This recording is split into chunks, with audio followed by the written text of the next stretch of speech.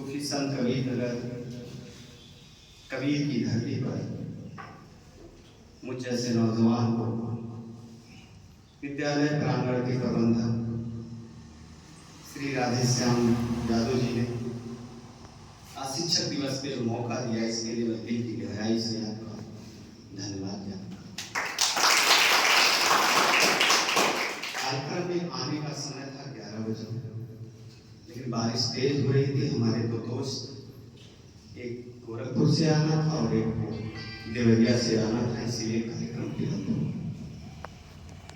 मैं धन्यवाद देना चाहता हूँ मेरे साथ चल के आए हमारे बड़े भाई श्री सुरेश यादव प्रबंधक जी को, Samajwadi party Mulayam Singh youth brigade के राष्ट्रीय उपाध्यक्ष भाई पवन प्रधान जी को, एक निषाद समाज का बेटा जो हम लोगों के बीच में समाजवाद की बात कर रहा है, निषाद जी आप गोरखपुर से, और मैं यहाँ के गुर्जरों को, शिक्षकों को, संत रतन शंकर शिक्षण संस्थान इंटर कॉलेज बगल के सभी गुर्जरों का दिल की गहराई से धन्यवाद देता हूँ। मेरे छोटे भाई श्री विजय कुमार जी, अनुराग जी, राकेश जी, राजेश जी, अनिल जी, जितने भी अभिभावक हैं, जितने भी गुर्जर हैं, मैं सबका धन्यवाद ज्ञापन करता हूँ।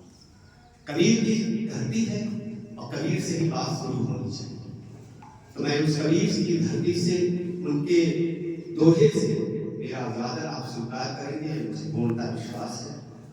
कबीर का एक दोहा है, गुरु गोविंद दोनों खड़े काको लागू पाए, बलिहारी गुरु आपने गोविंद दियो बताए।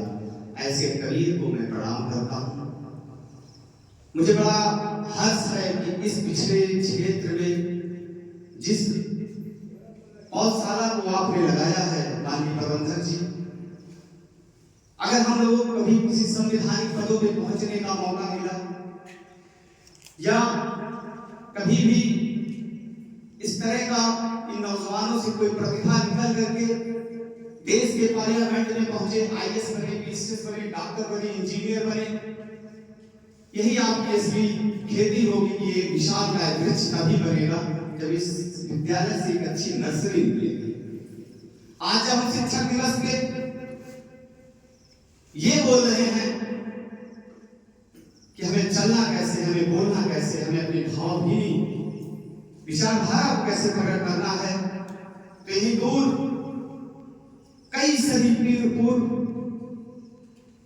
ये जो मेरी बहनें बैठी हैं, ये मातृशक्ति का प्रतीक जो मेरी बेटियां बैठी हैं, मेरी भतीजियां बैठी हैं, मैं उन्हें कहीं ना कहीं उस दौर में ले जाकर के खड़ा करना चाहता हूं जिस दौर में एक क्रांति का बिगुल बजाने वाली ज्योतिराव फूले की पत्नी सावित्रीबाई फूले पैदा हुई, जिसने आपको हक, हकूक, अधिकार की बात कही, जो अपने घर से जब निकली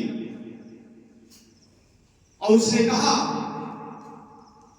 कि फूले जी, जो हमारे समाज की बेटियां हैं, जो हमारा समाज है, वो अशिक्षित है, अनपढ़ है, जाहिल है, वो अज्ञानता से बहुत दूर तक खड़ा है।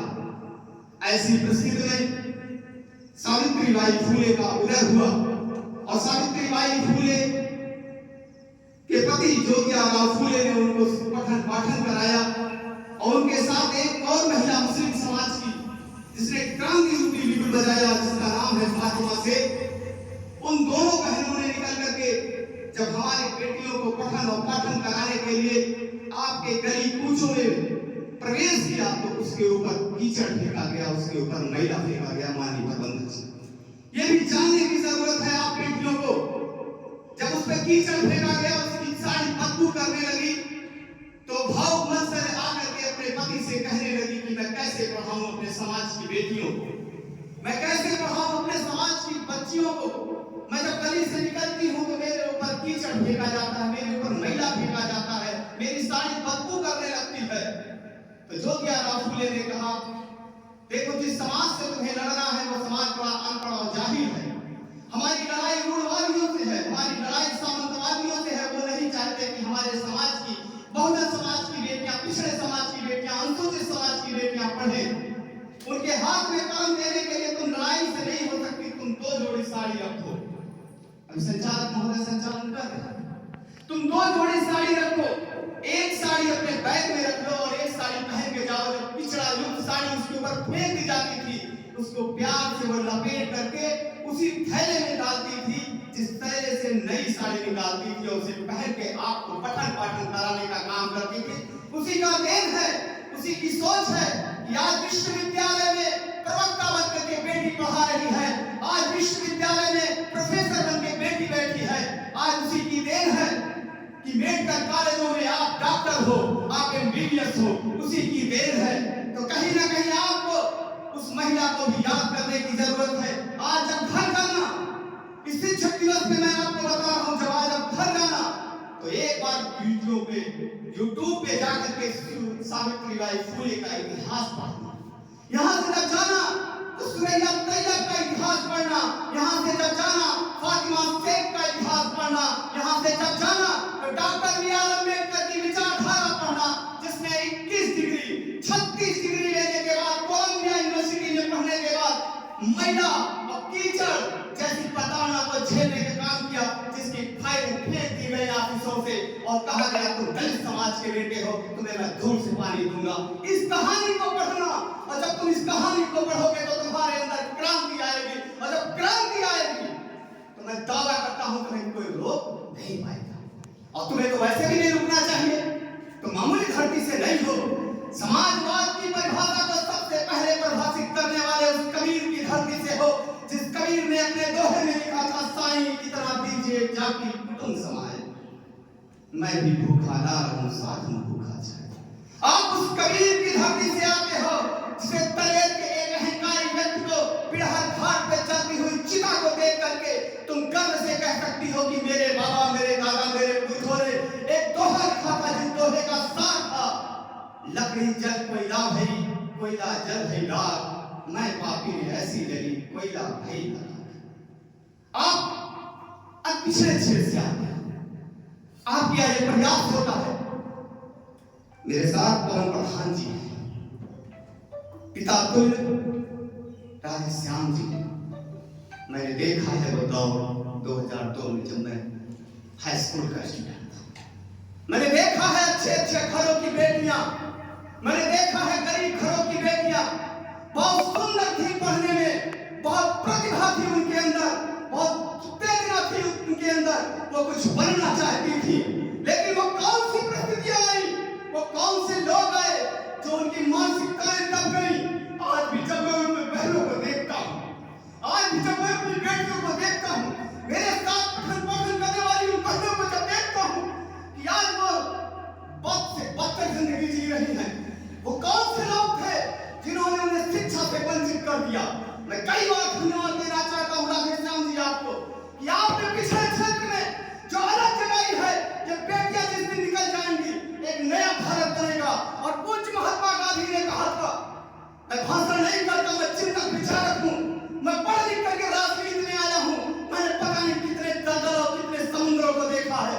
मैं बता रहा हूँ, मैं पूज्य महात्मा गांधी की उस विचारधारा को आपके दिल तक पहुंचाना चाहता हूँ।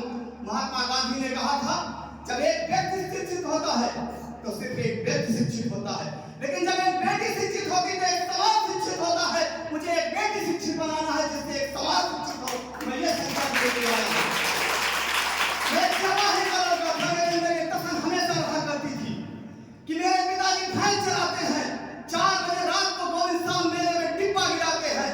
मैं भी जब रोडों पे निकला, मानी प्रबंधक जी गवाह है, जब मैं भी रोडों पे निकला सोशल जस्टिस की बात करने, व्यवस्था परिवर्तन की बात करने, तो लोग मुझ पे होर्डिंग करते थे।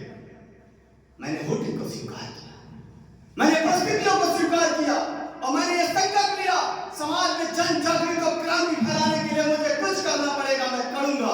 मैं स्वर्गीय चंद्रिका प्रसाद यादव जी को धन्यवाद देना चाहता हूँ। उनका सुपुत्र जिले के उस सदन का मेंबर बना, और मेरी बहन सेक्शन अफसर बनी, और मेरा भाई जनपद उन्नाव जैसे जिले का जिला जज है। ये मेरे लिए गर्व की बात है। मैं एक ऐसे समाज से आता हूँ, हमने एक ऐसा समाज किया।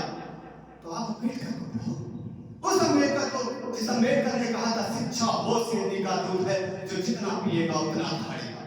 तुम उस फातिमा शेख को पढ़ो जिसने आपकी शिक्षा दीक्षा पर क्रांति का बिगुल फूंक दिया। मैं आपको भाषण नहीं कर रहा हूं, लड़ो।